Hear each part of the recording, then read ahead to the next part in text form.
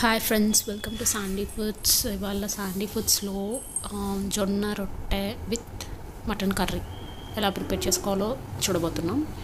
మెయిన్గా మటన్ కర్రీని సింపుల్గా ఈజీగా ఎలా ప్రిపేర్ చేసుకోవాలి త్వరగా అనే ప్రాసెస్ చూపించడానికి ఈ వీడియో పెడుతున్నాను. ఆబ్వియస్లీ మీ అందరికీ జొన్న రొట్టె ప్రిపరేషన్ ప్రాసెస్ తెలిసే ఉంటుంది, బట్ అది కూడా నేను సింపుల్గా చూపిస్తాను మీకు ఈ వీడియోలో. సో ప్రాసెస్ చూసేద్దాం. ముందుగా ఇలా ఒక ఆనియన్, వెల్లుల్లి రెబ్బలు ఇలా కట్ చేసేసుకొని వాటిని మిక్సీలో గ్రైండ్ చేసుకోవాలి. అండ్ ఇందులో కొంచెం చెక్క, లవంగం కూడా యాడ్ చేశాను. అల్లం కూడా యాడ్ చేసుకోవచ్చు. వీటన్నిటిని మిక్స్ చేసుకొని ఇలా పేస్ట్ లాగా రెడీ పెట్టుకోవాలి. తర్వాత ఆబ్వియస్లీ మన మటన్ ముక్కలు ఏవైతే ఉన్నాయో వాటిని చిన్న చిన్న పీసెస్గా కట్ చేసేసుకుంటాం కదా. సో వాటిని ఇలా కుక్కర్లోకి తీసేసుకొని, పాన్ కుక్కర్ మీరేం యూజ్ చేస్తుంది అందులోకి తీసుకుని ఆయిల్ యాడ్ చేసేసి ఆ మటన్ ముక్కలన్నీ అందులో వేసి ఒక 1 టేబుల్ స్పూన్ పసుపు, 1.5 టేబుల్ స్పూన్ ఉప్పు వేసేసి, అఫ్కోర్స్ ఇది ఆల్మోస్ట్ 1 kg కాబట్టి నేను కొంచెం ఎక్కువ యాడ్ చేశాను, 2 టేబుల్ స్పూన్స్ వరకు యాడ్ చేశాను. మీరు తెచ్చుకునే దాన్ని బట్టి యాడ్ చేసుకోండి. మరీ ఎక్కువ యాడ్ చేసుకోండి, తక్కువ యాడ్ చేసుకోవడమే మంచిది. కావాలంటే మళ్ళీ అయినా వేసుకోవచ్చు, కానీ ముందే మీరు ఎక్కువ యాడ్ చేసుకుంటే సాల్ట్ కష్టమైపోతుంది. అందులో మటన్ కదా, సో జాగ్రత్తగా చేసుకోవాలి సాల్ట్ విషయంలో అండ్ కారం విషయంలో కూడా ఆబ్వియస్లీ. సో ఇప్పుడు స్టవ్ వెలిగించేసి నేను ఆయిల్, పసుపు, ఉప్పు వేసాను. ఫస్ట్ ఒక 2 minutes 3 minutes ఫ్రై చేసి తర్వాత వాటర్ యాడ్ చేసి ఈ కారపొడిని 2 టేబుల్ స్పూన్స్ వరకు వేసాను కారపొడి. అండ్ దీన్ని ఒకసారి మిక్స్ చేసుకొని ఇందులో ధనియా పౌడర్, అలాగే మనం ముందు పేస్ట్ కొట్టి పెట్టుకున్నాం కదా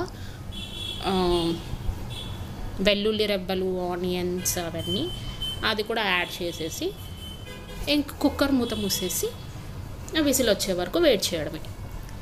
ఈలోగా అవి విజిల్స్ వచ్చేలోగా 6 విజిల్స్ వరకు రావాలి కదా, టైం పడుతుంది. సో ఆలోగా మనం ఏం చేస్తామంటే ఒక బౌల్ తీసుకొని అందులో జొన్న పిండిని తీసుకొని, నేను ఒక 4 to 5 జొన్న రొట్టెలు కావాలనుకుంటున్నాను కాబట్టి దాన్ని బట్టి పిండి తీసుకున్నాను అనమాట.